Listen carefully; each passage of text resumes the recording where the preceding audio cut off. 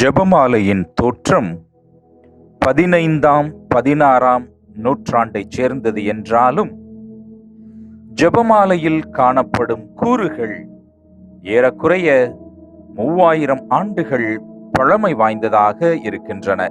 பழைய ஏற்பாட்டு திருப்பாடல்கள் ஜெபமாலையின் முன்னோடி என்று சொல்ல முடியும். இயேசுவின் காலத்திலே திருப்பாடல்களை பாடக்கூடிய பழக்கம் யூதர்கள் மத்தியில் இருந்திருக்கிறது. நம் ஆண்டவர் இயேசுவும் கல்வாரியில் உயிர் துறப்பதற்கு முன்பு, என் கடவுளே, என் கடவுளே, ஏன் என்னை கை நெகிழ்ந்தீர் என்று சொன்னது கூட 22வது திருப்பாடலின் வார்த்தைகளாகவே இருக்கின்றன. இவ்வுலக ஈர்ப்புகளை கடந்து கடவுளை அடையவும் தூய வாழ்வை காத்து கொள்ளவும் பாலை நிலம் நோக்கி சென்ற தொடக்க கால துறவிகள் திருப்பாடல்களை 50 திருப்பாடல்களாக வாசிக்கும் பழக்கத்தை கொண்டிருந்திருக்கிறார்கள்.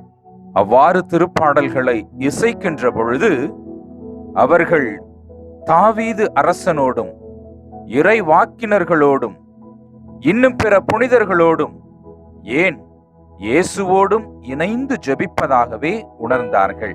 ஆனால் துறவு மடத்திற்கு வெளியே இருந்த சாதாரண பொதுமக்களாலும் படிப்பறிவு குறைந்த துறவிகளாலும் இத்தகைய திருப்பாடல்களை வாசிப்பது மிக கடினமாக இருந்தது.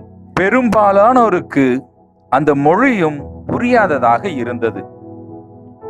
பலருக்கு 150 திருப்பாடல்களையும் மனனம் செய்வது கடினமாகவே இருந்தது. ஆகவே 150 திருப்பாடல்களுக்கு பதிலாக இயேசு கற்றுத்தந்த இறை வேண்டலை சொல்லும் பழக்கம் மெதுவாக உருவானது. தங்களது மன்றாட்டுகளின் எண்ணிக்கையை கணக்கில் வைத்துக் கொள்ள ஏதுவாக சிறு கூழாங்கற்களை தொடக்கத்தில் பயன்படுத்தினார்கள். இந்த பழக்கங்களை பின்னாளில் எண்ணிக்கொண்டே ஜெபிக்கின்ற 53 மணி ஜெபமாலையாக உருவெடுத்திருக்கிறது.